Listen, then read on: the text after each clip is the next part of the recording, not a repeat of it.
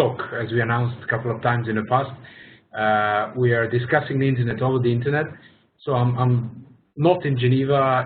I'm actually in Bangkok. I could share a bit of a nice view from the window later on. So this is a kind of a Asian-based internet governance briefing from Geneva this time.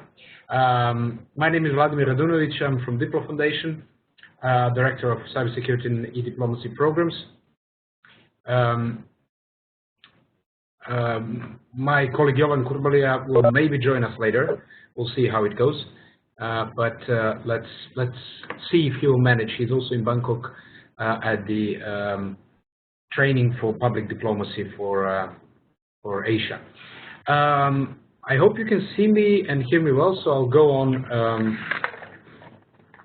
as we planned. Let me know in case there is any glitch when it comes to audio or video. Okay. Initially, we might have thought that July and August this year would be a little bit relaxed when it comes to internet governance developments. However, that was not the case.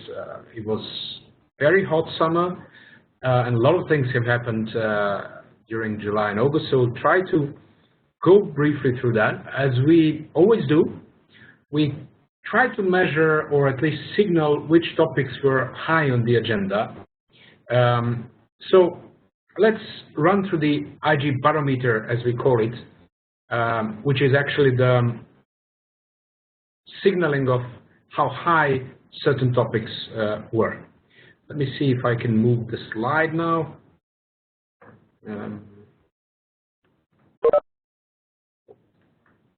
Okay, it should be possible now. Good.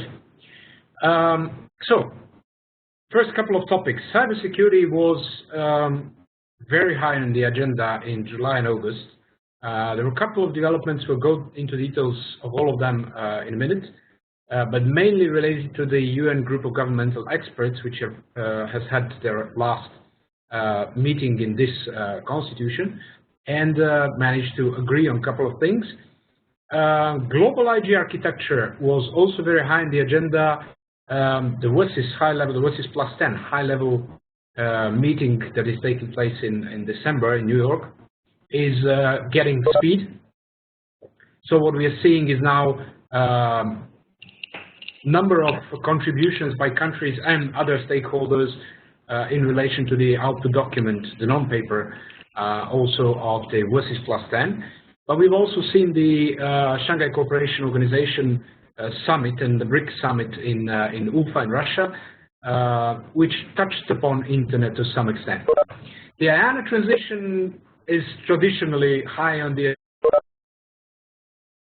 in August, mainly and firstly because of the formal confirmation came from the NTIA of the US government just a couple of days ago that the deadline for IANA transition will be extended to 2016, September 2016, if not beyond.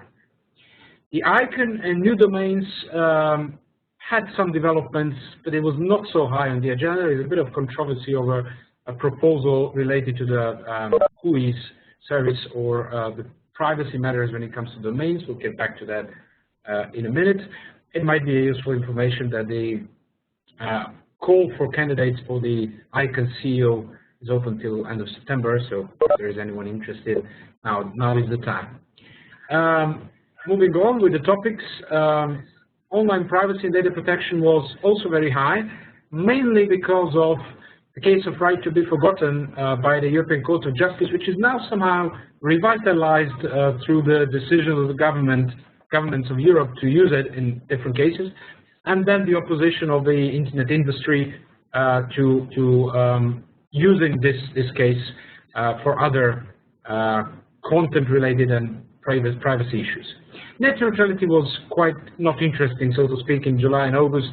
We're waiting for new developments on the European level after the Parliament and the Council managed to find some kind of a compromise, even though there is a lot of critics on how this is going to go. Jurisdiction area is more or less stable. There were no major developments besides a couple of cases related to, again, the European states and the internet corporations. E-commerce was more or less stable. There was an interesting development when it comes to Bitcoin and the future of Bitcoin.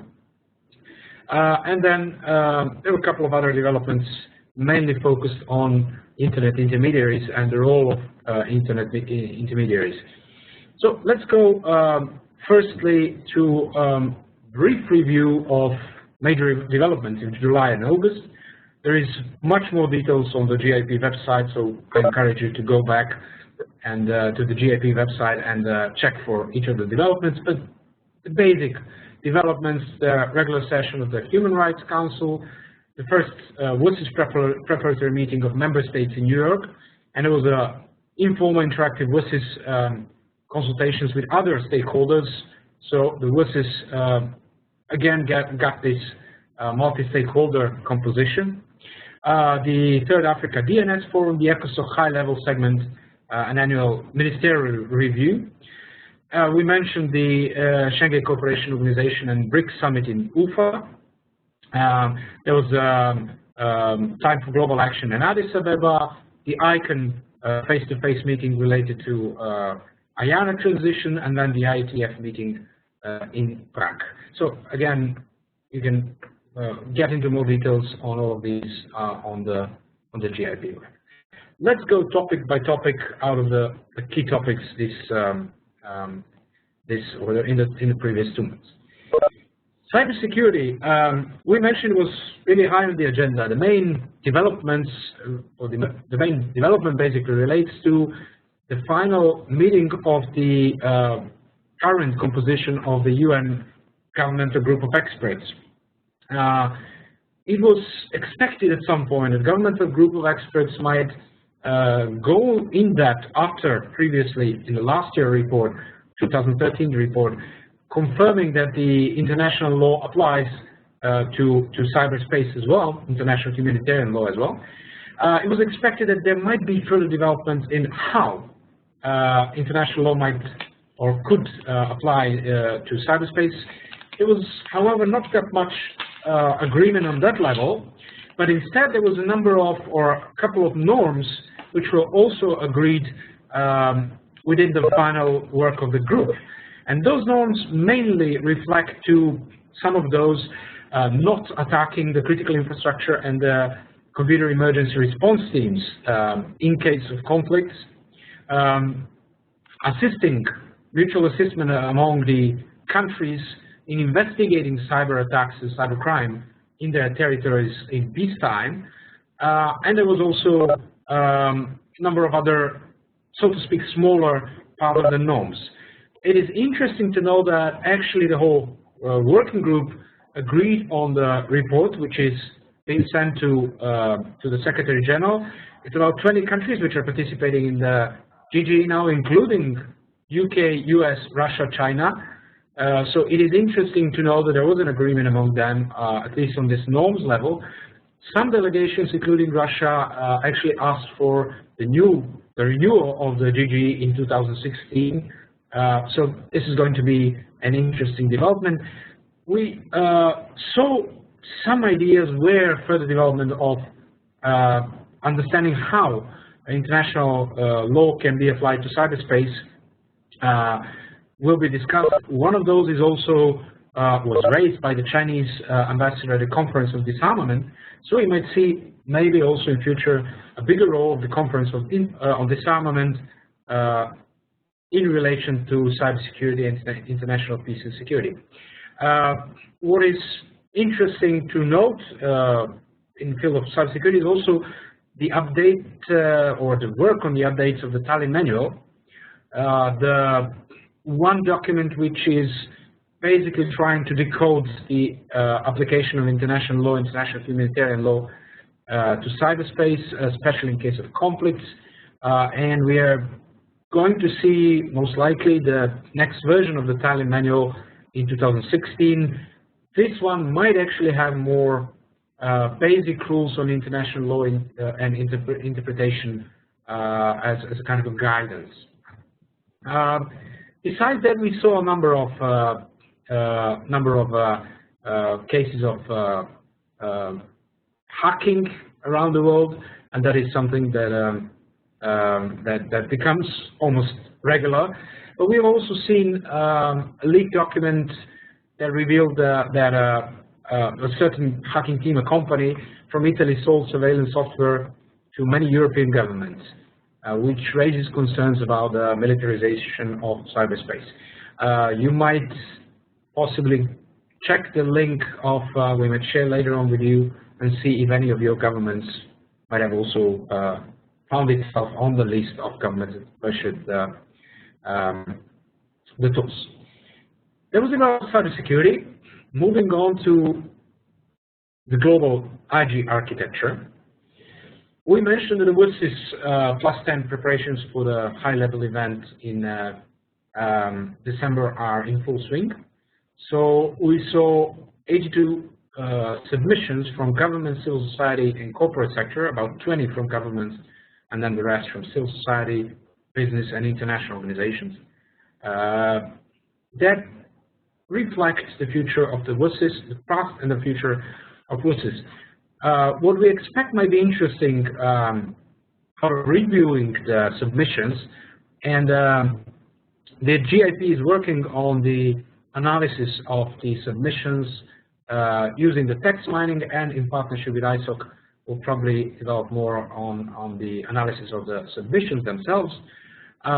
So what seems like at a first glance is that the main battle, so to speak, would be related to the further involvement of other stakeholders in this particular process and in future, to possible renegotiation or no renegotiation of the WSIS compromise of Tunis, where the US and the allies are against any kind of opening the box again and renegotiating, and we are seeing the ambitions of Russia and China and the partners to discuss and open some other issues specifically related to cybersecurity and to the roles and responsibilities of stakeholders. The Shanghai Cooperation Organization and the BRICS Summit in Ufa in Russia was also an interesting spot to discuss, where we actually saw that there was, in a way, again, the agreement of the allies with regards to a stronger role of the governments in sense of in field of the internet governance. This is not new, definitely. One thing that is a little bit confusing to many is the position of India, which, if you recall, the May developments and the June developments in ICANN meeting, where we heard the high-level officials from India mentioning openly the multi-stakeholder approach. This time, the BRICS, within the BRICS agreement, India was on the side of more intergovernmental approach to internet governance. So it will be interesting to further monitor the position of India. Within the UFA summit, we also saw the reaffirmation of the UN Human Rights Council resolutions and the principle that the human rights, including privacy, stand equally for offline and online space. And we also saw more on the responsibility of national governments with relation to regulation of internet and especially the security of the networks. Some developments in China when it comes to the digital Silk Road. The UN established the technology facilitation mechanism with related to sustainable development goals discussion. So the IG architecture part of the discussion was high on the agenda. We are moving on to the IANA transition. As we mentioned, the key development was the NTAA confirmation or announcement that the deadline for the IANA transition will be extended to 30th of September till 30th of September of 2016. Interesting bit is that they again reiterated that there is a possibility to further extend the process beyond 2016 for another 3 years, if that is a need. Thus far, the community expressed the need to extend the mandate or extend the process for another year, so till September 2016. Whether there will be further extension, we'll see. There is always a component of U.S. elections that account very much into the whole process. So it is going to be interesting whether, and important to see whether the process will be extended beyond 2016 at some point as well.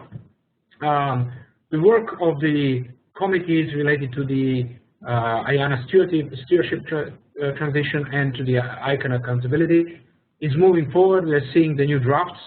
So this is something that will be more clear in the next months. ICANN was also high, to some extent interesting in July and August, not so much so that we would put it high on the agenda. But we saw a bit of controversy about the new proposed, proposal that the domain name holders and owners should, the commercial ones, should always announce the details about the ownership. In the past, if you wanted to pursue a domain, and if you were a company or doing a transnational business, there were ways how you could possibly hide your data, your private data as the owner of the website, meaning your name or the name of the company that is at the owner, the location, and so on, the contact address, and so on. This proposal actually calls for the change so that the commercial sector and the transnational business cannot hide the data about the ownership of the website. There is a discussion about the privacy level of this proposal at the moment. Of course, again, the reminder that the ICANN CEO candidate criteria were announced, and that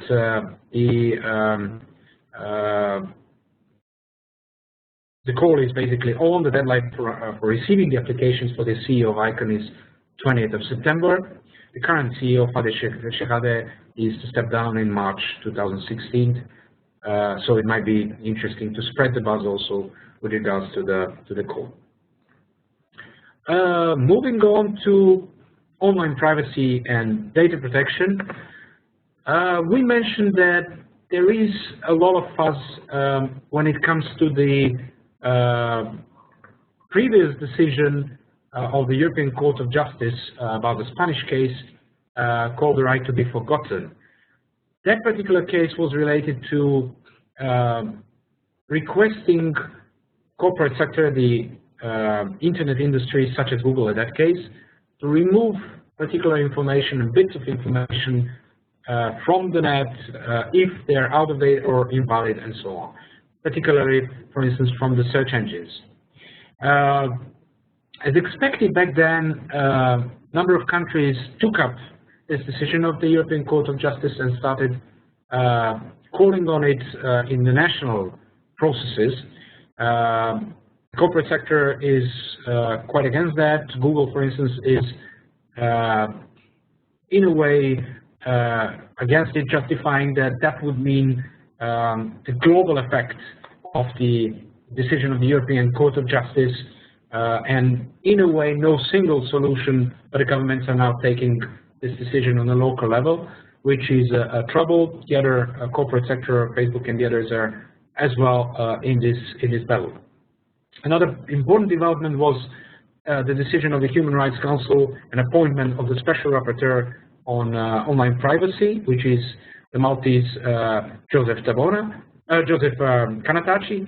There was a kind of a battle between the Estonian and the Maltese candidates, so at the end, Joseph Kanatachi was appointed as a rapporteur for privacy. In Russia, the new law which requires companies, internet companies, to hold or to store the data of Russian citizens in Russia is to be applied from the 1st of September. So currently, the corporate sector is renegotiating with the Russian government if this law can be, or the application law can be postponed, mainly for, of course, technical reasons, but as well as further political battle on this. When it comes to net neutrality, there were no major developments, and it was really, so to speak, a dull month comparing to how net neutrality months can look like. So it was not dull, but comparing to what usually happens when the net neutrality discussion is high in the air or on the agenda. What we are seeing is basically the continuation of the process in Europe, where we saw at the end of June the European Parliament and the Council reached a political consensus on how this the digital single market package and the whole telecom package can look like. This package basically includes that or stipulates that the roaming charges will be ended by the end of 2007, mid of 2017, the end of June 2017. There are net neutrality rules, but there is also a number of exceptions to the net neutrality rules. Some of those being that the providers might be able to offer specialized services on an optimal basis. Now the question is, who will be the one to determine what the optimization and optimal basis means? There was no direct reference to BEREC, to the European Association of Regulatory Authorities, but so it might end up on the national level. That is not yet clear. Of course, the civil society groups and the activist groups is basically are still questioning whether this is a kind of compromise with telecom operators in order to put down or cancel the roaming charges, but in return to give up some bits on net neutrality. Moving on to jurisdiction, the discussion that we mentioned when it comes to European Court of Justice and the right to be forgotten is also somewhere in the field of jurisdiction. We are also seeing in Germany the decisions of the German regulators when it comes to Facebook. We are seeing the Belgian case where Facebook is in a way prosecuted against or questioned about the tracking of the Belgian citizens based on the like button, whereas Facebook is questioning whether Belgian court actually has the jurisdiction or it should be the Court of Ireland, where the Facebook headquarters is. So we will see more discussions on the jurisdiction issues in future as well, especially when it comes to Europe, where there is this kind of unclear position in between the European level and the national level of jurisdiction. Moving on to e-commerce, there was a couple of bits when it comes to, again, the antitrust charges in the EU against Google, and an interesting bit about Bitcoin, about the digital currency, where we are seeing the community itself, the Bitcoin community itself, in a way split between the two options of a future of Bitcoin. One being keeping the same technical background of the Bitcoin, but not allowing it possibly to grow in sense of the number of users and number of transactions that can be supported. And the other group which think that Bitcoin should basically, the whole system behind should be upgraded so that Bitcoin could see the level of usage that Visa transactions are seeing, and those are millions of transactions or thousands and millions of transactions per hour and per day. There is a very interesting blog on Bitcoin by our associate Arvin Camberri on Diplo's website, so I encourage you to visit Diplo's website and see more on the future of Bitcoin. A particular interesting thing about Bitcoin background and is the discussion of a blockchain and how the certification of transactions is actually made not by a centralized authority, but by a diverse group or the whole community of users of Bitcoin. There is also development when it comes to taking over or confirming Bitcoin and digital currencies as an option legally, and we are seeing Australia, which has joined a group of countries which already approved Bitcoin as a currency to use. There were other issues on the agenda. We saw some more cases when it comes to the responsibility of intermediaries. This discussion has been very high on the agenda in the recent years. We remember the Net Mundial discussions, and later on the IGF, and most likely the future processes will also bear this discussion. Of course, ICANN has in a way reiterated the responsibility or the limits of the responsibility when it comes to ICANN and the content online. Again, re-emphasizing that ICANN is not the global regulator of the internet content. There was the not so brief overview now of the July and August developments. Fortunately or unfortunately, there were a lot of developments, so there was a lot of things happening. Seems like September is going to be even hotter than what we saw in July and August. And if you haven't already warmed up for work after the holidays, now is probably the moment to do so. In September, we are going to see the African ICT Summit, the third open consultations of the IGF in preparation for the November 10th edition of the IGF taking place in Brazil. African School on Internet Governance, Global Cyber Cooperation Summit in New York, UN Human Rights Council, the next regular session. What is very important is the UN General Assembly 17th session, discussing also the Sustainable Development Goals and post-2015 development agenda. The IANA continued work of the IANA transition. Then we're going to see the European Cybersecurity Forum.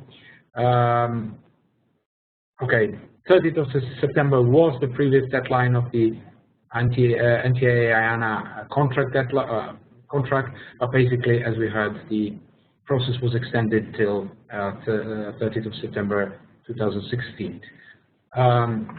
And the conference on cybercrime by the Europol and Interpol. When it comes to the GIP, the Geneva Internet Platform, where we are now in is we are in Bangkok delivering the Asian Public Diplomacy Workshop.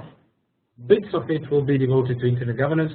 The more important one is in cooperation with the Dutch government and the Thai partners is the Asia Cyber Diplomacy Workshop on Friday and Saturday this week, where we are going to have about 30 diplomats from this region in Bangkok to discuss and train and simulate cyber diplomacy aspects, specifically those related to the application of international law, cyber diplomacy, cyber security aspects, international peace and security, and so on.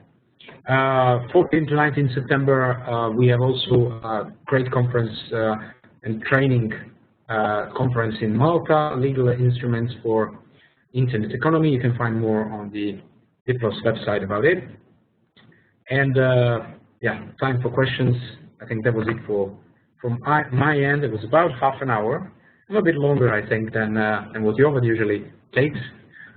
Whether it's the atmosphere in Bangkok, which is very hot, or it is just my personality, which likes to talk more than Jovan.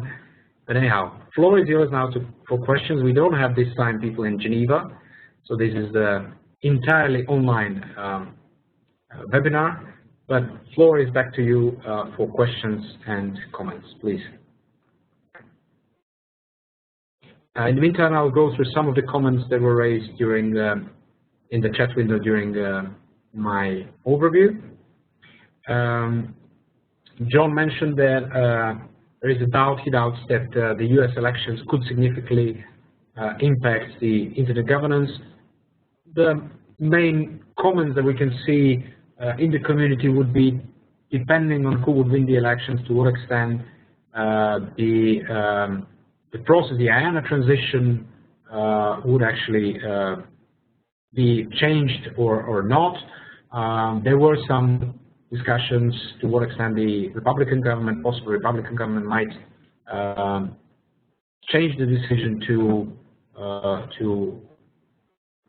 so to speak, to let IANA free. But that's something definitely to see, and I encourage your comments, especially those that are following more on the US developments. Then we had the comment from Richard Hill, who said, the so-called right to be forgotten does not imply deletion of data. It only relates to deletion of search engine results when the search is on the name of a physical person. That's true, Richard. One thing that we should always keep in mind is that there is almost no way to delete any information from the net. So any kind of reference to deleting the information from the net is not only not in this case of right to be forgotten, but almost practically impossible. So yes, what we are referring to is actually providing the access to this information through the search engines. Romina Cabrera mentioned that ICANN use is important. The delay in the transition plan can impact the working group on internet governance multiple stakeholders, especially the non-commercial. We see what happens, and then greetings to all. We had another comment from Richard Hill, the right to be forgotten is very narrow. It does not apply to search of the form, but just the search engines. So what we are seeing is basically calling up on that decision of the European Court of Justice by other governments in Europe, possibly trying to expand this decision and use it as a ground for further national decisions. Sorry, Vlad, I hit the enter key too soon. Richard. What I said, Sure. you see it lower down. It does not apply to searches of the form name plus something else. So if you search for a name plus some other characteristics, then there's no expectation of the right to be forgotten, as I understand the judgment. It only applies when it's just the name itself, not qualified. Yes, thank you. The main discussion is basically if this European Court of Justice decision will be in a way extended by the national, some of the nations, some of the governments, or some of the juridical systems in other governments. But yes, the very decision of the European Court of Justice is very narrow, and there is a blog from that period when the decision of the European Court of Justice was brought on Diplo's website, more on what the decision means. So I encourage you to search Diplo's website for the blog and get more into that. Then, okay, we have the blog post on Bitcoin. On the link is in the chat window. And Romina also mentioned that Greece wants to adopt Bitcoins to balance their debts. Is it a safe, stable environment? There were a couple of tweets and social media discussions about could a country like Greece, in this case, adopt a digital currency to help its economy. In case, of course, they would be exiting the Eurozone, and that's a very interesting possible discussion, so I leave it open to you. Richard Hill added an important event. Thank you, Richard. 28th of September, open consultation of the ITU CWG Internet Working Group, Council Working Group on the Internet. Let me see what else we have. Romina mentioned ICANN use is important. The delay in transition plans can impact the working group on internet governance multiple stakeholders, especially the non-commercial. I think we had that one before. John mentioned much of the transition is already set in the US administration law. It will be difficult to change the course even in case of the change of the government or any kind of political change on a governmental level in the US. Okay, thank you. Another question from Victoria. In the meantime, if you have any other comments and questions, please go ahead. Victoria says, I did not see any mention of the Sustainable Development Goals draft that was adopted a few weeks ago. What impact this will have during the WSIS plus 10? Well, basically, most of the focus especially in August, was rather about the WSIS plus 10 process and related to the contributions that we saw in contributions related to the WSIS plus 10, where there were, of course, issues related to the future of the WSIS process and the link to the Sustainable Development Goals and the whole process of the SDGs. I think the main development when it comes to the SDGs would certainly be also the technology facilitation mechanism, which is, well, one of the new mechanisms, kind of an interagency task force or task team on science, technology, and innovation for the SDGs, a multi-stakeholder forum for SDGs, and a new online kind of a mapping platform. We are seeing a lot of platforms when it comes to mapping the processes and issues and mechanisms, and the Geneva Internet Platform will also, or is now working as well on the digital watch, kind of an observatory, where we are going to try to follow closely each month, as we are doing during the webinar, but more closely on the website itself, follow all the interesting topics. Ariel mentioned, can you give us more details about the Colombia Constitution case, court decision related to the right to be forgotten? To be honest, I don't have too much information. So we'll probably have to get back to our colleagues over there and explore more on that. Let me see if we might find anything more here. No. If any one of you has any more information, otherwise we're going to try to dig more information on the Colombian case. Step added 29 to 30 September meeting of the ITU Council Working Group that is on WSIS. So Council Working Group on WSIS as well, in addition to what Richard mentioned for related to Internet, Council Working Group on the Internet. Stephanie mentioned to what extent is Italian manual important for cybersecurity? Well, basically, what we are seeing is that the application of international law to cyberspace has a lot of hard tasks, so to speak. One of the main challenges when it comes to the application of international law would be, in case of cyber conflicts, would be the attribution. It is quite hard, as most of you know, to find who is behind a certain cyber attack, and in that case, it's even harder. So you can possibly locate the country where the attack came from. You can possibly locate even the institution. In most cases, it's quite hard to trace back to individual, which might be important in order to link or to attribute the attack.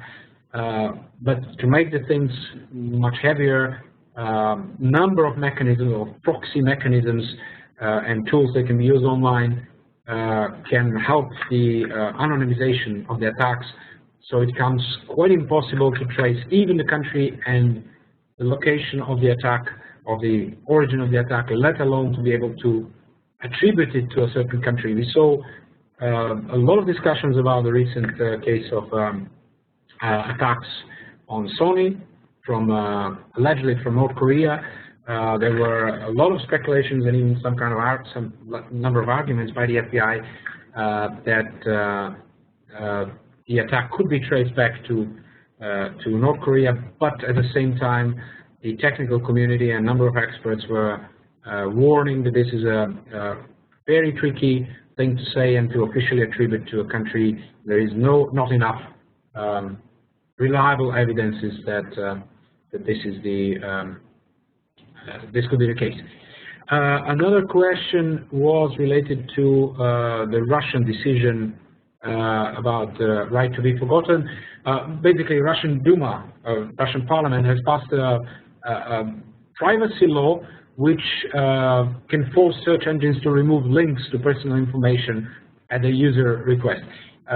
In a way, it is linked to the decision of the European Court of Justice. Of course, this bill basically would most likely be much wider and would probably apply to information about public figures and maybe information considered to be in public interest. So it is a kind of extension of the concept of a right to be forgotten that we are seeing in the Russian case.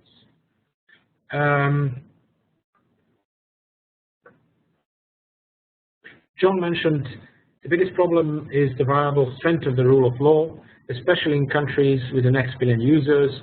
The broadband spectrum affects on the future. Wim de Gazelle, hello Wim, said, I might have missed it.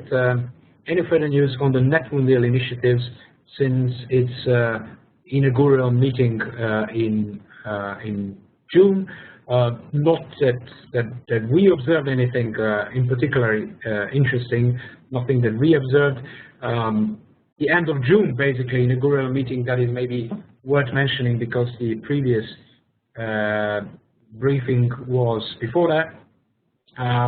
So we saw the NetMundial inaugural meeting of the Coordination Council, and the interesting bit over there is that China's top cybersecurity official, Lu Wei, also attended the inaugural council meeting in Sao Paulo. Basically, his focus was on the need to safeguard the normal order of the internet and the work of the internet. Another interesting bit was also related to Chinese, is that Jack Ma, the founder of the Chinese Alibaba e-commerce giant, was also with him and was elected as a co-chairman of the council. So we see the involvement of Chinese officials more within the work of or let's say the multi-stakeholder-based platforms rather than only the intergovernmental ones. If there is any other update on that from the initiative that we missed, please let us know. Ariel mentioned today is going to be a conference hosted by the Externado University here in Bogota called Lights and Shadow about the right to be forgotten rule, comments to the sentence E277-2015.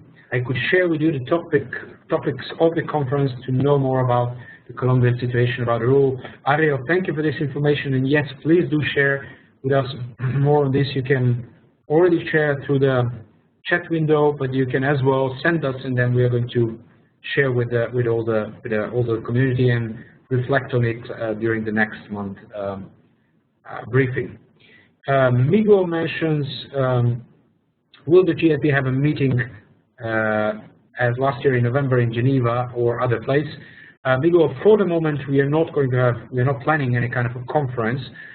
Instead, most of our focus is put in developing the digital watch in order to be able to, in a way, update the community and especially the diplomatic community, but not only about the main developments. So going beyond this regular monthly IG briefing and a barometer, we want to develop, and this is going to run very soon, the full-fledged website where regularly we're going to update on all the developments in each of the issues identified with a lot of data mining analysis of the various sources, such as including the media sources, the newspapers, articles, blogs, and so on, discussing the level of relevance that certain internet governance issues had in the processes and discussions, as well as in documents and media, the sentiments, so whether the discussions were positive or negative, also the diversity of opinions in each of the topics, the specific vocabulary and specific focus discussions in certain issues and so on. So bear with us, we're going to bring more on that, including within our monthly Digital Watch newsletter, which is coming out in the next days. If there are no other questions, I would stop it here. I think with the volume and the pace of my talk, as I said, unlike your ones, I think you could easily stretch this within an hour meeting. I hope the meeting was useful. We have another quick comment from Kevin. Just a quick comment that the Caribbean IGF starts tomorrow and runs until Friday.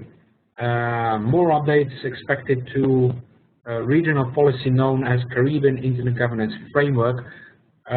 Thank you, Kevin. Please let us know more about what will happen at the Caribbean IGF, so we'll share it during the next month. Thank you, Richard. Thank you, Romina. Thank you, then, everyone, for joining us. The next IG briefing, don't miss it, 29th of September, very likely also from Geneva and online. So do join us again in September. I'm sure there will be a lot to share when it comes to September developments and the outlook to October. Greetings from very warm Bangkok to all of you around the world, and see you in September. Bye.